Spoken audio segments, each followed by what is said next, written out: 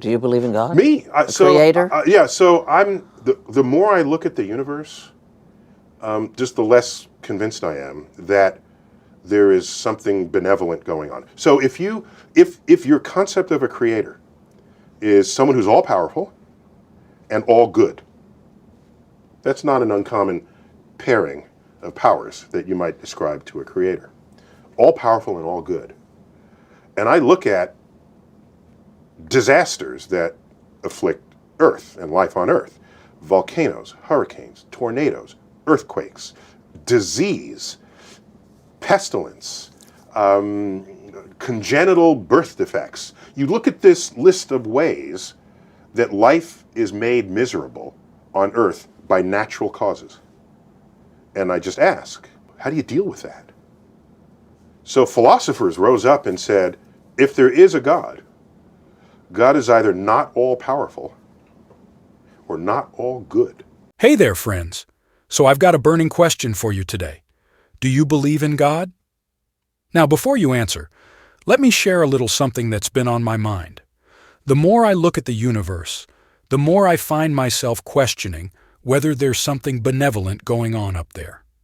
You see, if you believe in a creator who's all-powerful and all good, that's a pretty common concept. But then I look at the disasters that affect our world, volcanoes, hurricanes, earthquakes, disease, and it just makes me wonder, how do we make sense of all this suffering? How do we reconcile it with the idea of a loving and powerful God? Mathematics professor at Oxford, John Lennox, is going to dig deep into the different types of suffering we experience and present two contrasting perspectives on how to deal with it. He'll even explore how atheists grapple with the existence of suffering in a godless world. Can you believe that? But here's where it gets really interesting. John Lennox is going to reframe the whole question for us in a better way, challenging us to think outside the box and examine the claims of Christianity. He'll show us that Christianity isn't just blind faith. It's something that can be tested and examined. The hardest question any of us face is not the question of science and God, it's the question of suffering and God. Now, that's not our topic tonight, ladies and gentlemen, but you wanted me to say something briefly about it, do you? I come to North America frequently, and it's the question that comes up most often. We're faced with awful questions in our contemporary world. And the problem is that when you ask it, when it gets into the room, you realize, first of all, that there are two kinds of suffering. There's moral evil, the bad things people do to one another. And there's pain, cancers, tsunamis, earthquakes, and so on, that we don't immediately blame other people on. And then there are two perspectives. There's well, let me put it this way. Cancer looks very different to a professor of oncology than it does the young woman of 25 with 3 children who's just been told she's 6 months to live. And when this question comes up, there's an intellectual side and there's a pastoral side. And you've got to be aware of both. So very, very briefly, and this is hopelessly inadequate. So what I'm going to say now is this. I have a website, johnlennox.org. But if you Google my name in New Zealand, I arrived in New Zealand 2 days after the earthquake. And I had to change every lecture, every TV interview, every radio interview, earthquake, why?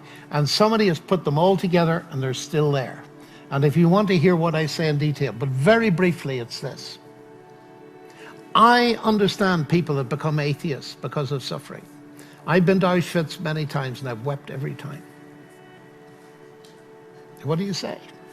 So, you know how sometimes life hits hard with all sorts of pain and suffering, and it just makes you wonder, if there's a loving God out there, why's all this bad stuff happening? Well, there's a term for people who feel this way. They're called Theodicean atheists.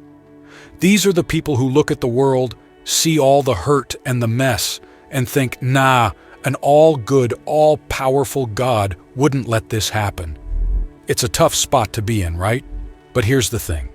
Turning away from belief in God because of suffering, it doesn't really make the pain go away, does it?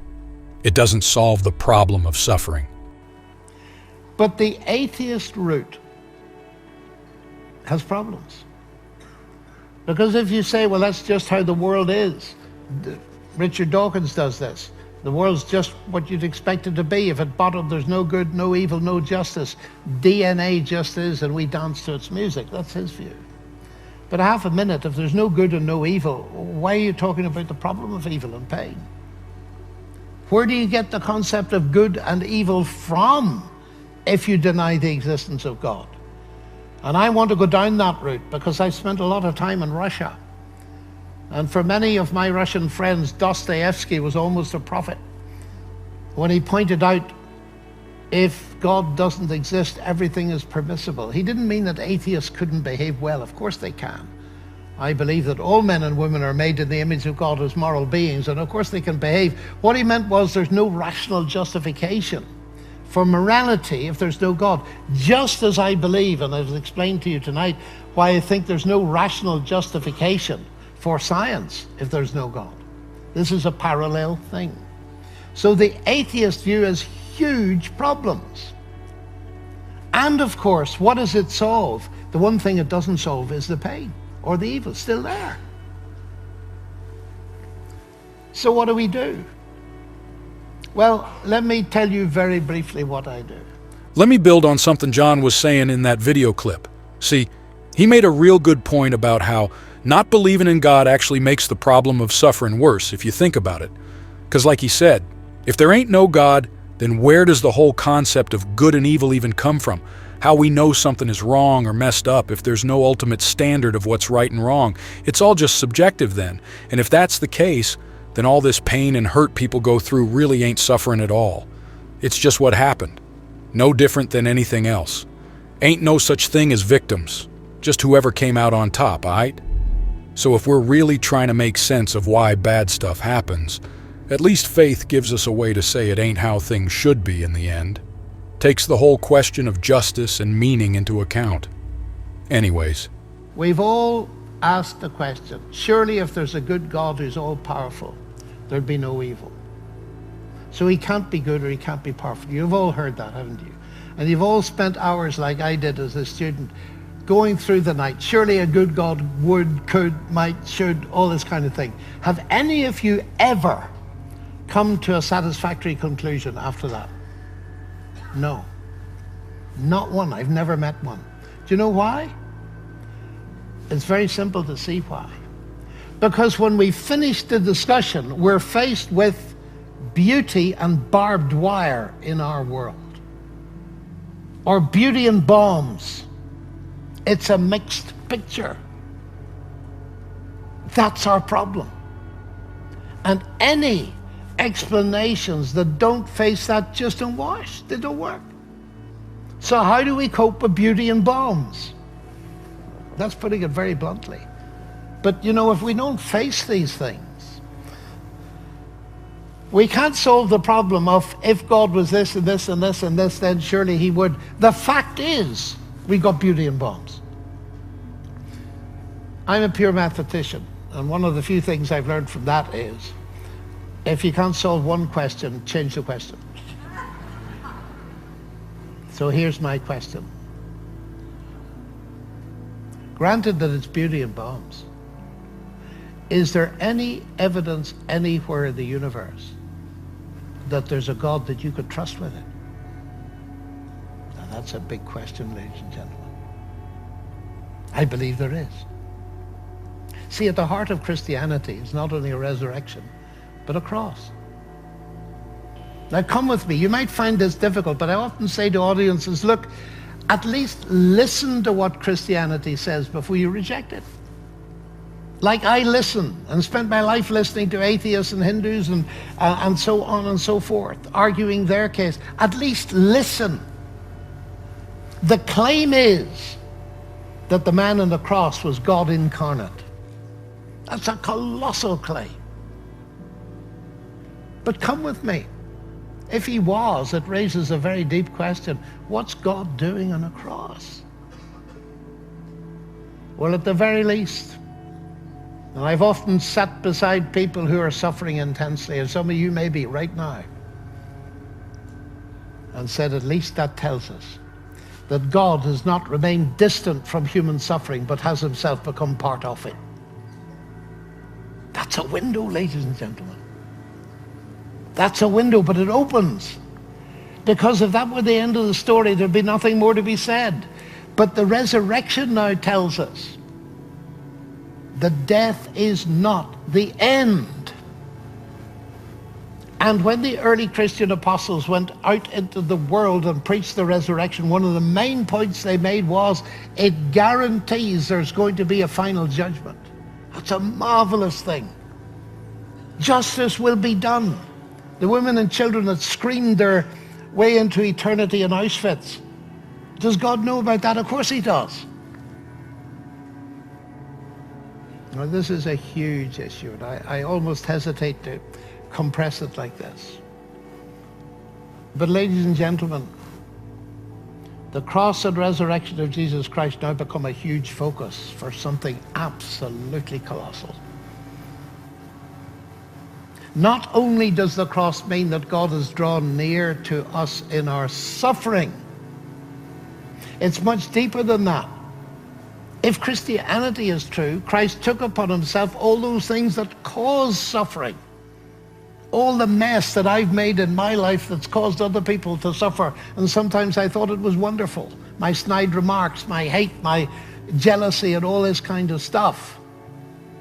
He's taken them upon himself so that he can forgive me. Science has nothing to say about love. It's nothing to say about forgiveness. But the biggest thing that I need as a human being is forgiveness. Is there forgiveness? Human guilt is one of the biggest problems in the universe.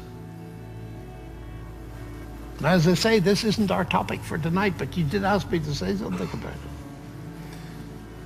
And what I would leave you with this: I do not know of any window into this hard question that bypasses the cross. But what I do know is that millions of people have stood at that cross, and by trusting Christ and receiving him into their lives, they've received new life. You know, so often at these meetings in science, people say at the end, and I'm finishing with this, they say, you know, you're a scientist. Aren't you an idiot, really? Because sitting there talking about Christianity... Hey, folks, let me try to put all this together in a way that makes sense. We've been talking about how unbelieving in God don't really solve the problem of suffering and pain in this world. But John was helping us see there's actually a deeper answer in Christ. First off, we got to remember that this world ain't how God intended it from the start. In the garden, everything was perfect. Then sin came along thanks to Adam and Eve. But here's the key. God didn't just abandon us to deal with it on our own. Even though we were the ones who messed up first, he had mercy. He sent his son Jesus to come live among us, feel our pain himself, and then die, taking the punishment we deserved. And y'all, that means so much. It means God knows exactly what hurt feels like because Jesus bore it all. It means there's still hope for justice, even in the face of so much evil, because Jesus conquered death itself. Plus, Jesus promises that one day he'll make all things new again. He's transforming every tear and every wrong into something beautiful in the kingdom he's building. So the next time doubt creeps in or we can't see God through the suffering, let's remember Jesus. On that cross, he proved God's love and gave us hope, not just for this life, but for what's to come. And in him, even the deepest questions can find an answer. Christianity is not testable. Who told you that? Christianity is testable, ladies and gentlemen. You know, when you watch young people who are dependent on drugs or narcotics, and then you meet them 6 months later and they're free, and you say, what happened to you? Where's the radiance come from? Well, and this is the way they will put it. Well, actually, I found out about Jesus Christ and I trusted him and I've got this new power, and I watched a TV program last Sunday, I think it was, at home, and it was about narcotic dependence and older people and this house that looked after them run by Christians. And somebody said, what does this house mean to you? And the man said, you see that door into the house? I walked through there and I got saved. Saved in the sense of his life saved and made meaningful. Why? Because they told him about Christ.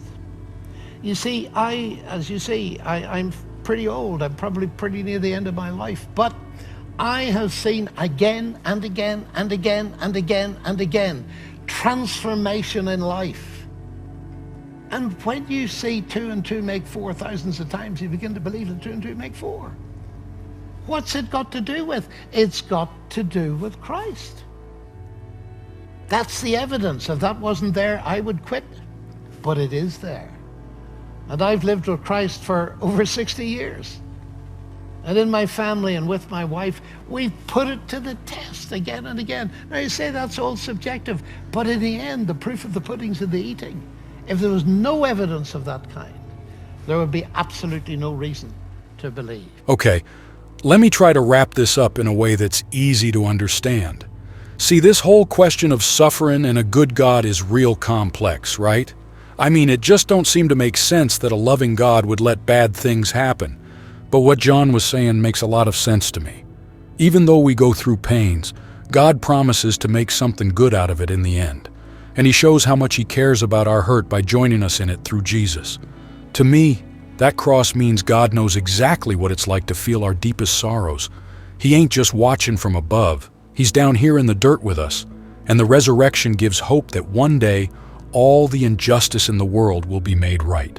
All the folks who went through hell will see God set things straight. So yeah, it's real hard to understand now. But if we trust God like he asks, I think in time, it'll start to make sense. We just gotta have faith that he's with us in our pains and working to bring good out of our bad situations. At the end of the day, even with all our questions, the cross and resurrection prove that God's love is real and he's got a plan to make all things new one day. So when the suffering comes, we can cling to that hope.